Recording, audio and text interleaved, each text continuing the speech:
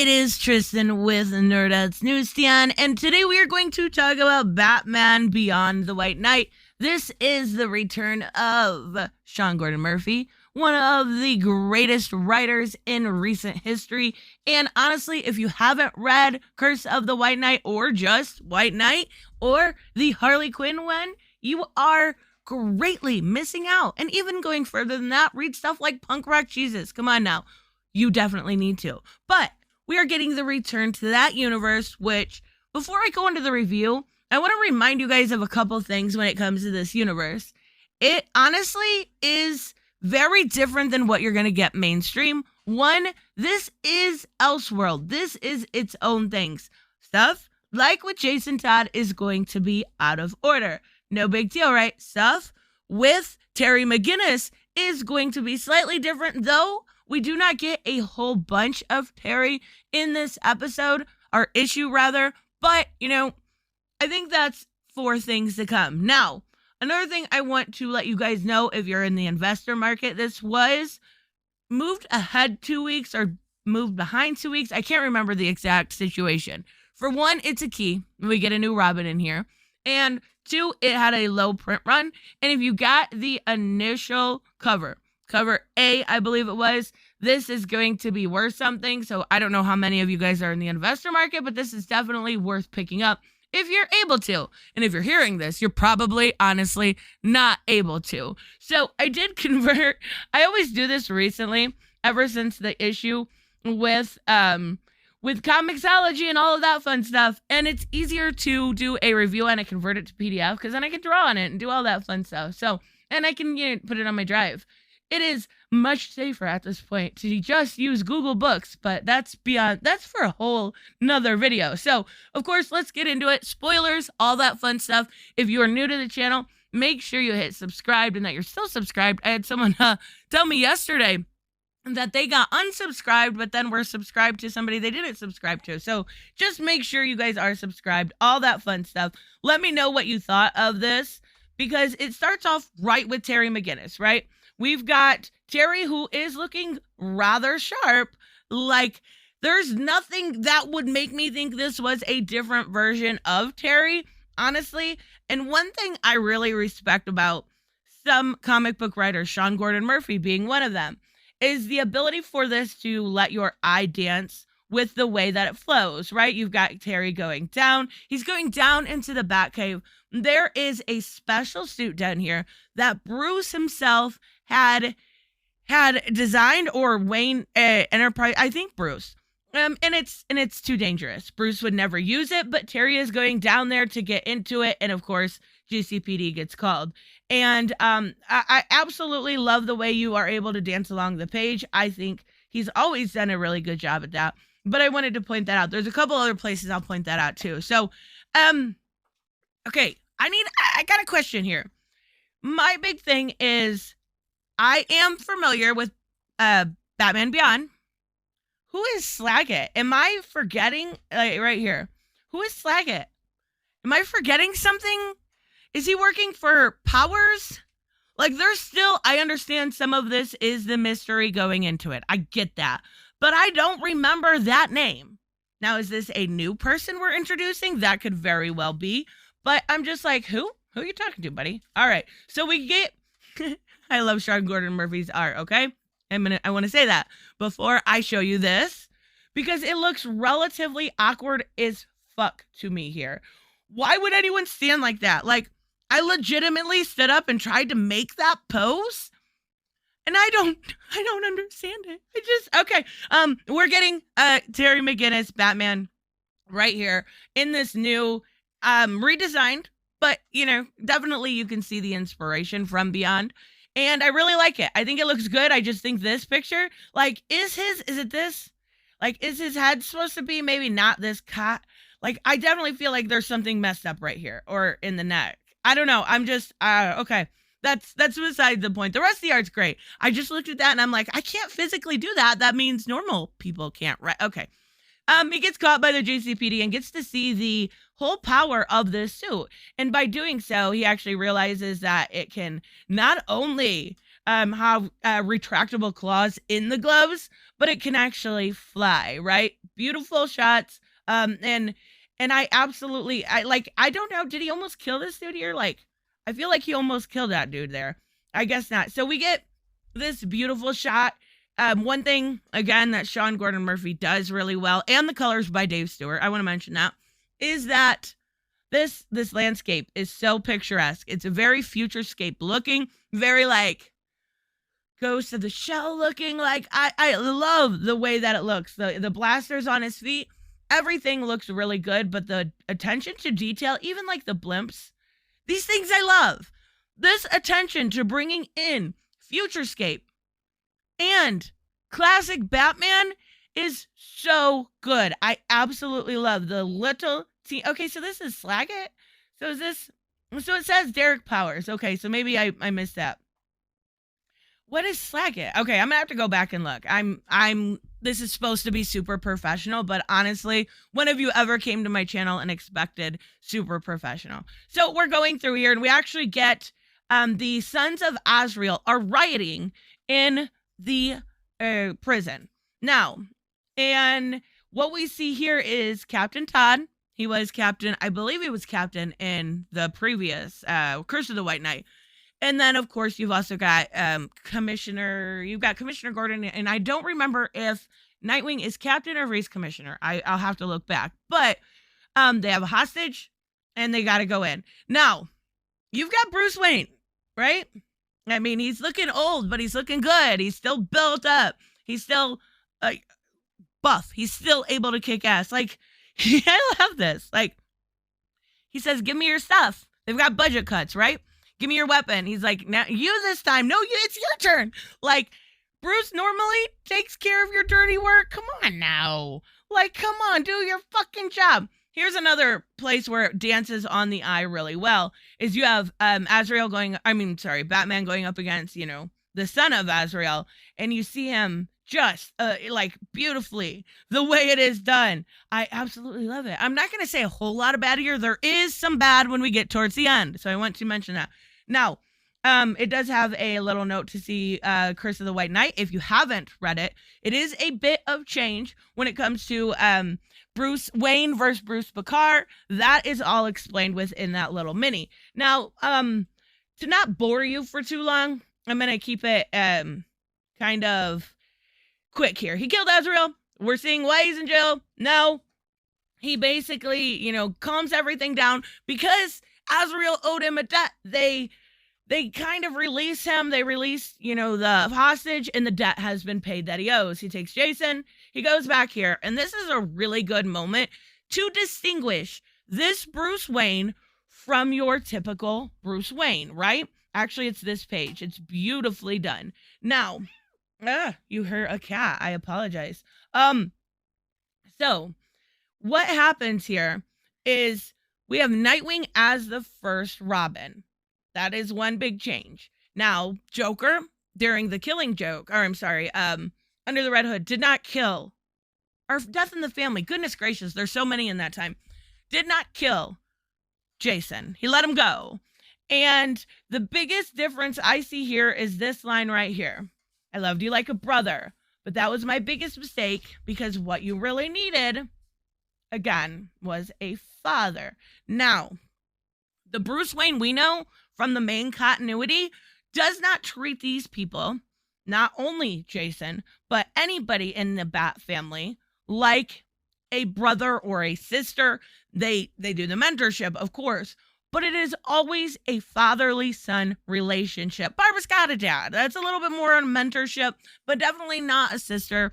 It's always fatherly. So that's a big distinction if you're looking at who is this Bruce Wayne as compared to the last, if maybe you're new to this and haven't seen it. Now, there is some like rekindling. Jason doesn't forgive him completely. I can't say that I like the fact that Jason blames himself. I get people do, but I don't see most of this as Jason's fault. We've got Grayson with the GTO. He's finally coming in. I'm not gonna lie. Derek Powers is the one that's taken over. The whole backstory is there's a police state, right? not the magistrate, but there is a police state and crime has gone down, da da da. You know the whole spiel, right? It's because of the corporations between Wayne and Powers. Now, I don't like this stuff with the victim blaming. I don't like Dick is the heart of the Bat family to me many times in the main continuity comic books. In this one, he's a dick. Like, I guess it fits, but it took a long time for me to not only get used to Dick, but to get used to Barbara. Not that it's a bad change. It's just a character that never to me has been anything but completely selfless and full of heart. And it was very different for me to get used to that change. Now we do see Duke a little bit here, who will go on to have a bigger role in all of this, right? So we get a backstory, and it's kind of just what I explained, right?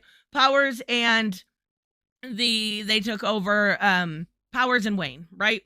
And they want to make over places, especially like Blackport, and they're able to do so with all of this money, right? Okay. See this picture here? Now, is this Powers here? Because this is clearly two different men, if you can see, right? And this one here, I don't know if this has anything to do with the Slaggett comment from earlier, but this man reminds me very much so of how Falcone was drawn in stuff like Tim Sale, right? The Long Halloween. So it's very reminiscent, like the typical picture that you think of when you think of The Long Halloween, to me, is Falcone holding that rose. And not only on the cover of this, but right here, it very much so reminds me of Falcone. And that kind of just makes me happy, right? Like, I'm not pointing that out to you for any other reason than I think it's really cool. I guess that was kind of dumb. So, basically what we have here is more talking. Where are we at here?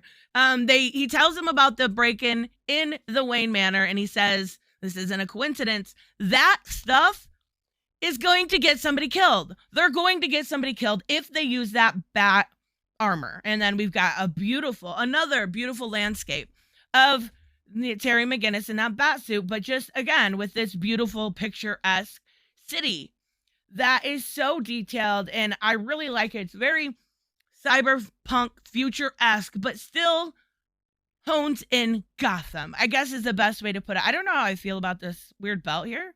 I don't know. It's not bad. Not bad. But we're going to get to the part I love. I have been waiting for the return of this for way too long, since his wife did the Katana Collins, I believe was her name, did the 6-issue mini with Harley and the babies and the producer, I believe his name. I can't remember. It's been a while since I reviewed it. I need to go back and read all of these. This makes me want to go back and read all of these. So we get Harley, still a single mom, making supper for her kids. And we've got little baby Bryce here.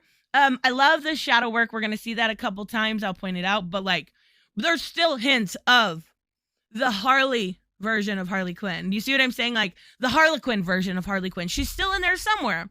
We just haven't got there yet. And obviously he's hinting that it's going to get there, right? And it goes over why Uncle Bruce doesn't let us visit. And they haven't been able to for a long time. Clearly, that's extremely hard on Harley. Not only that, but Bryce. And then I loved them when they're babies, but I'm so excited to see him older. She's still got a little guy here. I forget his name. I thought he died in the last one. Maybe not. Again, it's been a long time, and I should have refreshed before I did this. That's what a professional would do. Again, not a professional. But we get to see Jackie here. And she is the bad one. She's the troublemaker. The bad one would be a little bad. So she went and found some of her dad's old clothes, including the shirt. It still has blood on it, right? And she calls her mom Pudding. I fucking love this. I wonder if we're gonna see some Ivy, because Ivy had a relationship with the other Ivy. At least they hinted at it. And then our Ivy had another relationship with the other Harley and Neo Joker, right? So I don't know. Maybe we'll get to see some of that left. Maybe Ivy and the other Harley can mentor her. Ooh, I don't know. Anyway, so she said, there's even some blood on it. Is it Dad's or maybe even Uncle Bruce?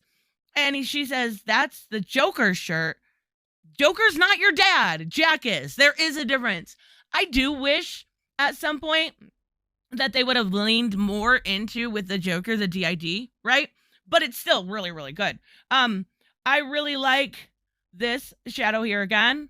Beautiful, showing us that they've got that character inside them, right? So I really like it. Harley, like quickly, with the quickness, slaps her daughter. I'm like, whoa, what? Yeah, a bit of an overreaction, honey. Bit of an overreaction, but you know what? We love you anyways. Everybody is not perfect, even Harley Quinn or their mama, whatever. So we go into a little bit, and she gets mad. This is really weird to me. So, what are you hinting? Like, what are you hinting at here? So she says, I found a few interesting details about you and Dad, Jack, right? Jack, who she had to kill, because Joker was coming through. We'll discuss that in a minute. And then she says, and Dad. What? Like, is she hinting about Bruce? Maybe? Or, no. Okay, so it must be you and Dad. I'm assuming she means Jack and the Joker. I guess I had to talk through that out loud. I don't think there's a hint at Bruce there. I think it's a hint at Jack and the Joker being two different people. So, she looks at Bryce and she says, what am I doing wrong? Just kind of like, flustered, and she goes up to see her, and because she runs off, and she's gone. Now, again, beautiful detail, but I'm telling you, at being that age as a rebellious teenage girls, I was there, right? I love the little Clash thing here. Slayer, I love the little I just love it. It's so good. We don't put our posters that we love in picture frames. We just fucking put them on the wall with pin tags. She's like a 16-year-old girl. She would not be that organized, right? But I digress, because we are going to zoom in on this here, and Harley obviously felt like they weren't old enough to tell yet. Joker killed by Quinn. Is it true, right? And yeah, well, we know that it is true. So we go through here and we go back to another page that flows beautifully, and it goes straight from here to here, and then you go down, and then you go down, and it flows beautifully. So he gives them a 10-minute head start to get out. Jason does, right? They're not at the point of healing yet, but he does this. This is where it's at. I talked about it earlier. This whole blaming himself thing. I know they do that, but obviously it wasn't his fault. But yeah, don't blame yourself. Don't blame yourself. Give yourself a little bit of credit, kid, right? So we go through here and we learn more about Joker. Release him. I guess I did talk about this earlier. I mixed it up a bit. I apologize. And I love David Stewart's coloring here to have him stand out so good. So we have him, he got let go by Joker. He didn't go back. But when he finally did have the guts to go back to him, he saw him with Dick. That's what she said. Sorry, I had to. Okay. He saw him with Mr. Richard Grayson. And he was hurt. Rightfully so. And he was really hurt and unable to go back. So he went through phases in his life, right? He went through a brawler, a bodyguard, a soldier, whatever paid the bills. And they kind of get this healing moment here, right? Kind of almost. And here is our key factor. Who are you, my dear? Who are you? I don't know yet, but I will be happy to buy a few more issues to see. I don't know. I'm thinking Cassie Kane. Who's thinking Cassie Kane? See the upcoming Batman White Knight presents Red Hood #1. I am so fucking excited. Sean Gordon Murray does the best job at picking all my favorite characters. Just gonna put it out there. Harley, Red Hood, come on now. Okay, maybe everyone's favorite characters, but yeah, I digress. So we learn more a little bit about the Futurescape, the unrecognizable Futurescape, Derek Powers, Batman, everything that happens. He gives him his 2-minute thing. He's like, are we gonna be okay? Kind of, we don't know, right? So we see another great following of the way your eye dances on the page. And we actually get a little bit of a joke here. A little bit of a joke. And he's like, who's there? Who's there? He's like, I know that voice, right? And as he's running up, So how why can he hear the voice all the way back here, but still here? Like, he's running up the stairs, he's still able to hear the voice. Oh, why? Yeah, that's pretty easy. It's because it's Joker, right? And obviously this, and again, with the shadows here, right? Beautiful. So good. Yeah, that not a good arrow. Just that's not an arrow. I don't know what that is. But it's not good. Okay, so beautiful coloring on the purple and green in the hair. Just the way it's done. Great. This, I was kind of like, oh, okay. Like, I wanted a punch. And the reason why this wasn't a punch is because in the next 2 pages, in the next page, all right, 2, it was 2, okay, it was 3. They ruin it that it's not really there. We should have been like, why is this here? How is this able to happen? Give us a month between your issues to figure out why. But you ruined it. Why? Like, why do you do these things, DC? Why? Fine, obviously. Maybe we're going into more of Bruce's psychological effects here. What's going on inside of Bruce's head? And that's okay. I'm totally fine with that. Because obviously Joker is dead. Bruce is seeing an apparition or something. Something's messing with him in his psyche. And we're going to explore that. But don't ruin it for us. At least let me guess as to why this motherfucker is back. Come on now. Great storytelling.